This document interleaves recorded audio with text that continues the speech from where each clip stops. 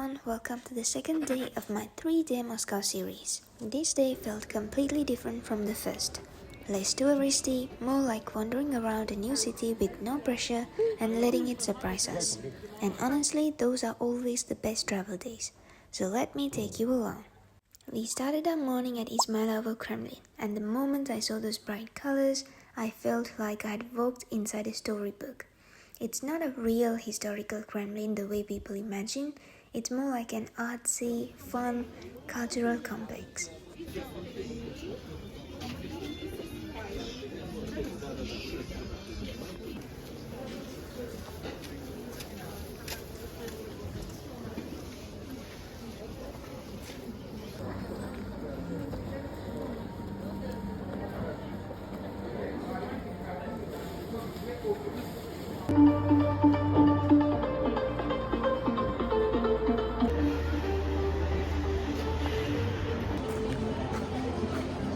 If you like handmade crafts, little souvenir shops, or just taking pretty pictures, this place is such a vibe. And it's also one of the more affordable areas for souvenirs. So if you're shopping on a budget, keep this spot in mind.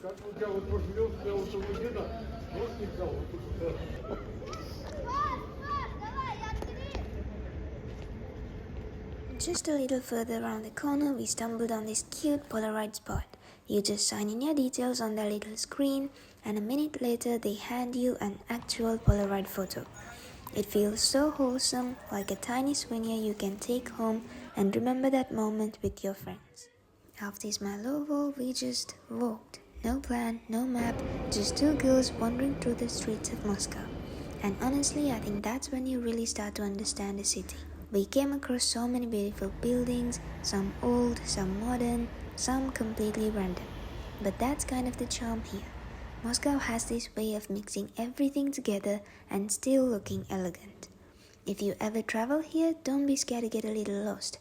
It's safe, the roads are clean, and every few minutes you find something interesting. At some point, we were trying to find the flying bridge and we absolutely failed. Like fully walked in circles for way too long, pretending we knew what we were doing.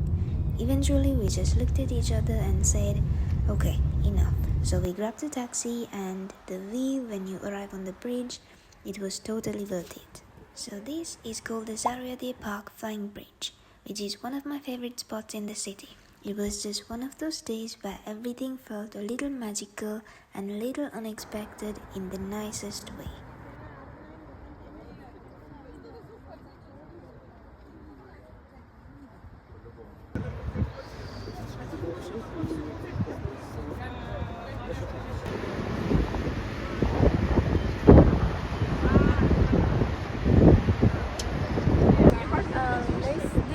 This is the Moscow river, okay?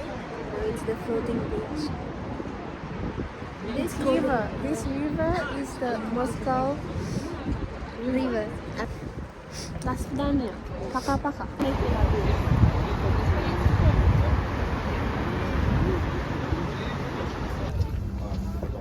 Вчера, сегодня, но...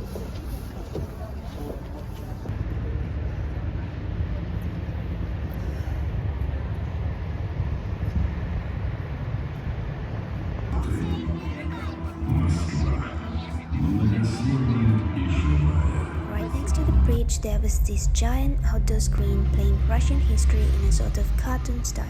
We had no idea what was going on, but it was strangely entertaining. That's something I love about Moscow. Even the random moments turn into memories.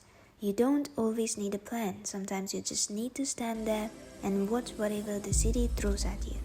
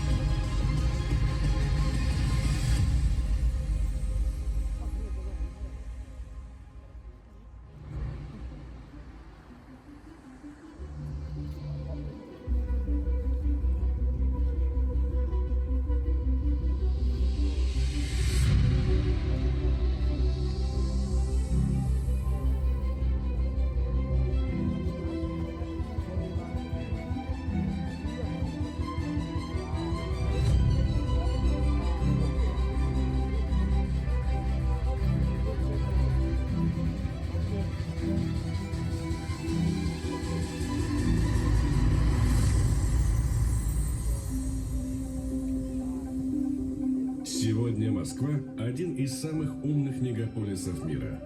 Портал мост.ру – ядро цифровой экосистемы столицы. С его помощью можно получить онлайн более 4... Мой друг, эта удивительная история однажды приключилась со мной. В детстве, когда я познакомился со сказкой. И тот самый герой, который верит в чудеса и сражается со злом, всегда остается внутри. We wandered around a little more and ended up on the backside of St. Basil's. It was so peaceful compared to the front, and we couldn't resist but do a little dance even though it was raining.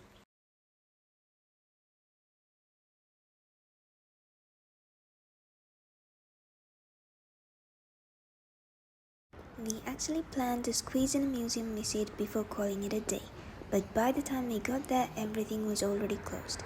So instead, we just wandered around for a bit and ended up looking for food because we were starving. We finally found this cute little restaurant, but when we sat down, the waiter told us the only thing they had available was pepperoni pizza. Literally the only option. At that point, we were too hungry to even think twice, so we just laughed, ordered it, and honestly, it tasted amazing simply because we were that hungry. Look at that. And that was it. We ended up taking the metro, feet hurting, phones dying, but hearts so full. Day 2 wasn't about checking places off a list. It was about letting the city show us its softer side. If you're planning your own trip here, leave a little room for days like this. The unplanned ones end up being your favorites, I promise. Stay tuned.